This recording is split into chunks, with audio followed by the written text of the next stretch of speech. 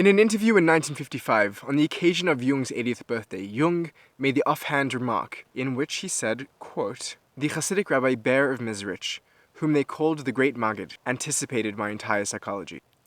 Let's find out why.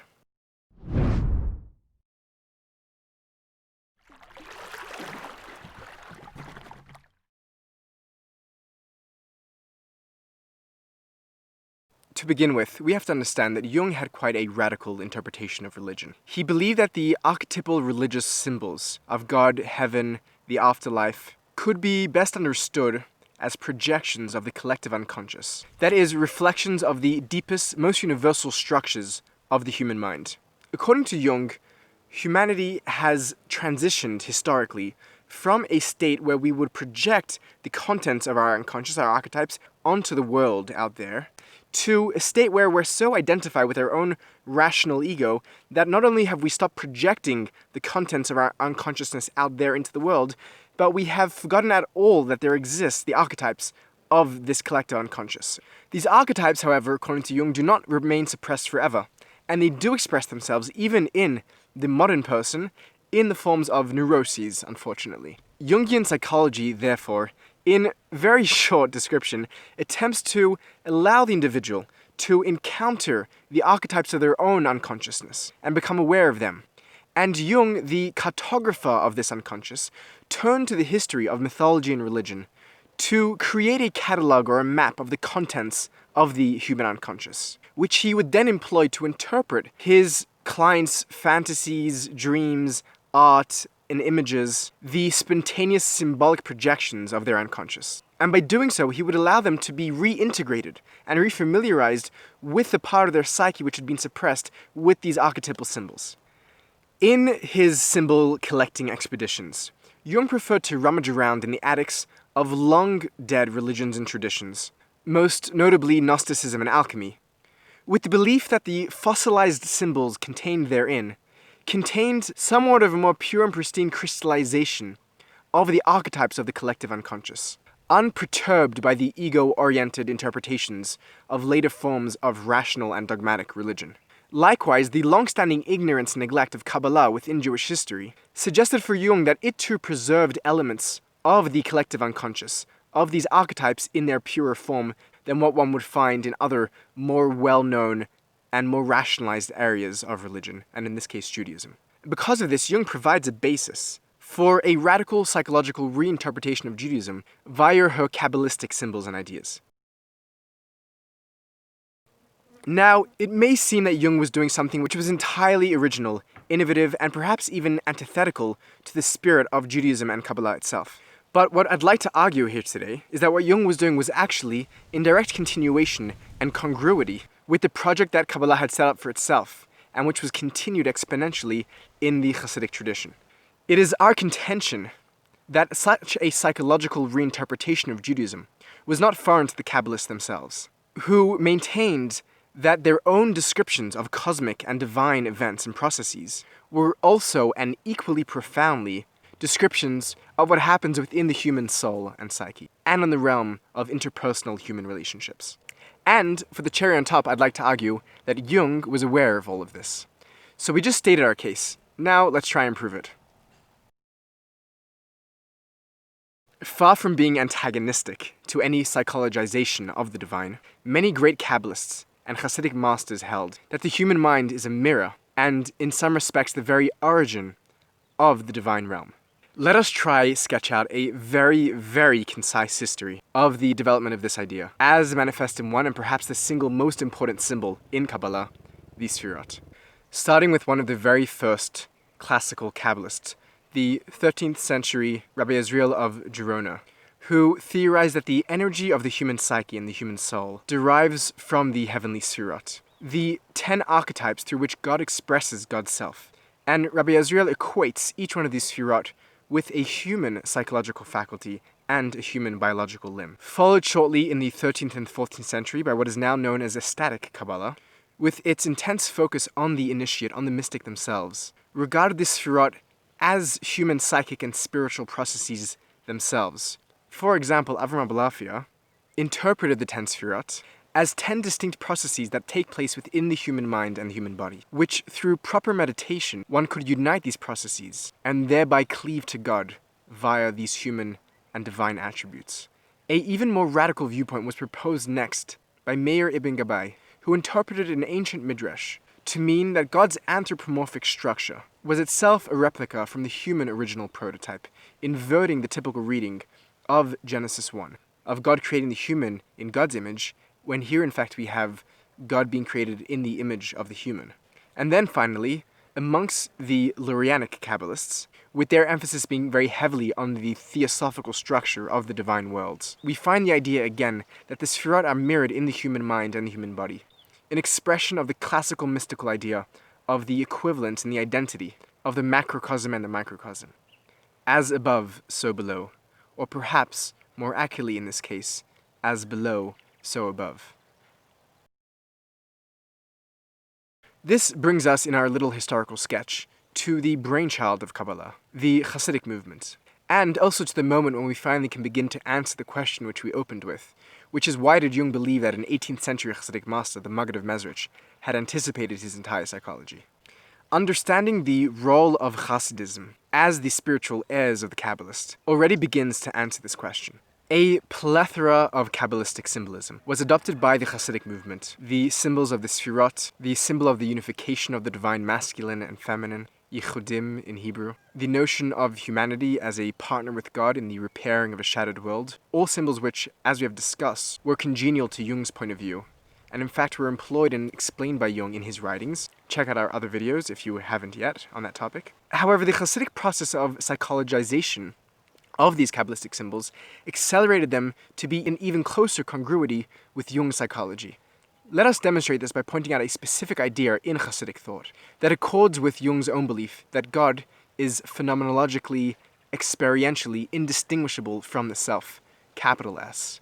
Exhibit A, Rabbi Yaakov Yosef of Polnoi, the first Hasidic master ever to record Hasidic ideas in written form, and a student of the Baal Shem Tov, the founder of the Hasidic movement, writes in the name of his teacher, the Baal Shem Tov, that the 10 Sefirot appear in human form through a process of contraction, tzimtzum, whereby God progressively instantiates God's self through a series of anthropomorphic forms, until upon finally reaching and instantiating in the human, God and the human are referred to as Olam Katan, the microcosm, an idea which was oft repeated by others, such as Rabbi Levi Yitzchak Berdichev, one of the other founding fathers of the early fledgling Hasidic movement.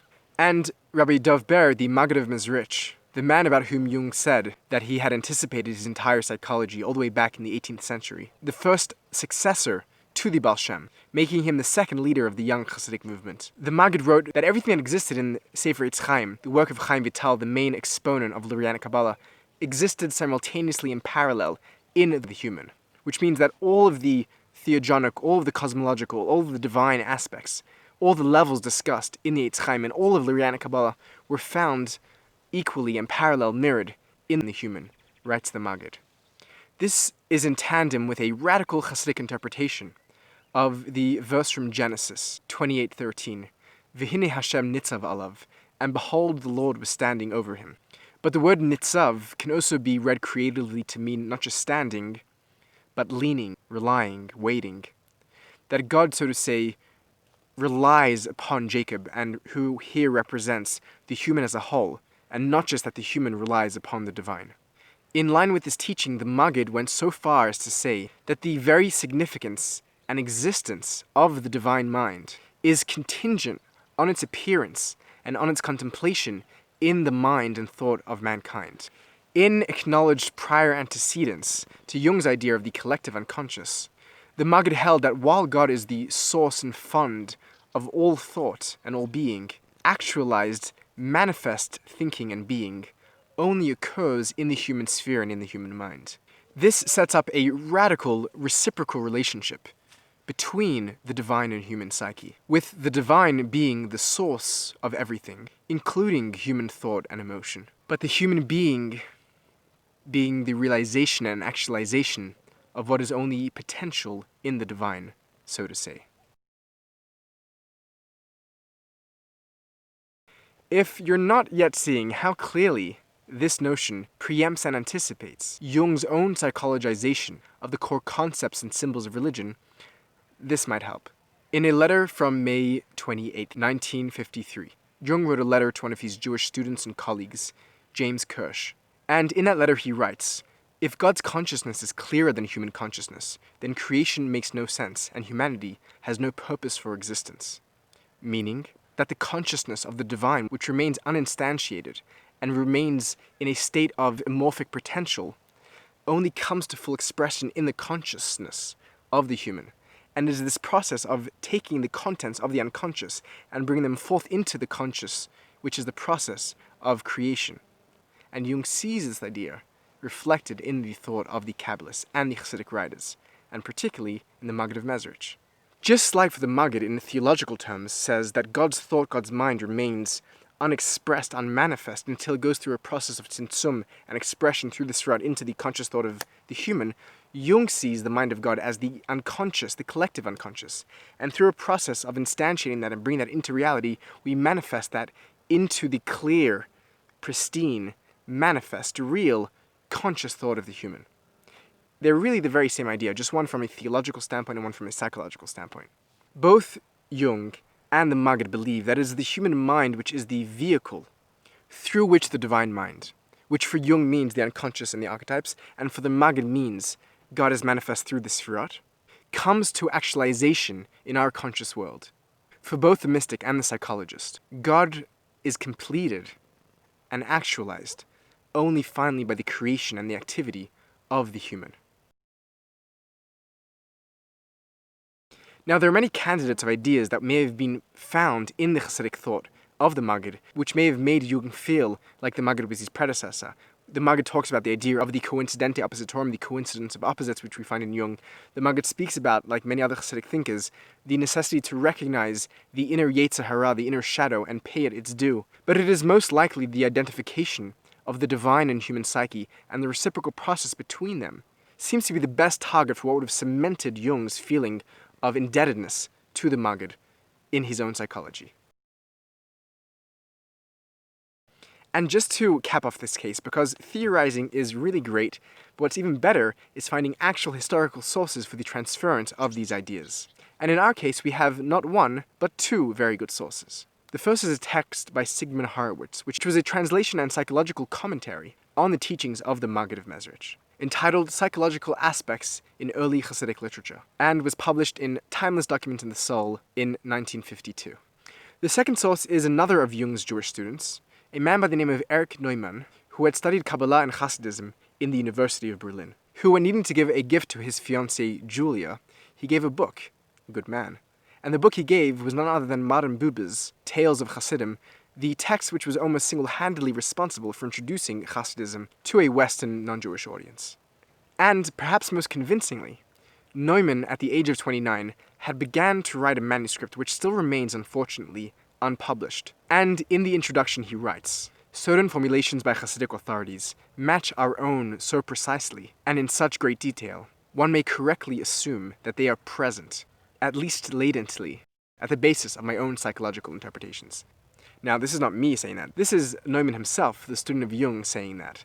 A saying which is remarkably similar to what Jung himself had to say about the Maggid of Mezrich. Coincidence? I think not. And in his magnum opus, and his most enduring contribution to Jungian thought, The Origins and History of Consciousness, Neumann writes fascinatingly, in line with what we've been saying until now, that the question of the origins of the world is at the very same time the question of the origin of man, the origin of consciousness, and of the ego. The origins of the world, in a metaphysical and theological sense, means the origins of the divine creation of the world, and therefore the divine instantiation itself. And Neumann equating that with the origins of the consciousness and the ego is a point which points directly to this confluence of the divine psyche and the human psyche. The idea which we believe is what inspired Jung to make his very odd comment on his 80th birthday about the Maggid. Cha-ching. So there you have it. That's our case. That's a wrap. We spoke about Jung's psychological interpretation of religion, how he used concepts of religious symbolism and archetypes in his own therapeutic practice. We then suggest that his reading of religion and Judaism in particular was in fact not foreign at all to the spirit of the mystical readings of Judaism, and we proceeded to demonstrate that in the history of Kabbalistic and Hasidic thought. And then we came full circle, showing that the notion of the merging of the human and divine psyche, the, so to say, psychologization of the mind of God, was in fact an idea which Jung recognizes to have been an antecedent and predecessor to his entire psychology, a notion which comes from the Hasidic tradition, as Jung himself acknowledged, Buyakasha. Thank you for watching. Subscribe if you have not yet already. Stay tuned for next week, where we'll probably talk some more about Jung and his relationship to Gnosticism and alchemy. We're also going to move way past Jung and get into a whole world of mystics and mysticism. So if you're not particularly keen on the Jung series, just hang in there and we will move on. As always, much love and keep seeking.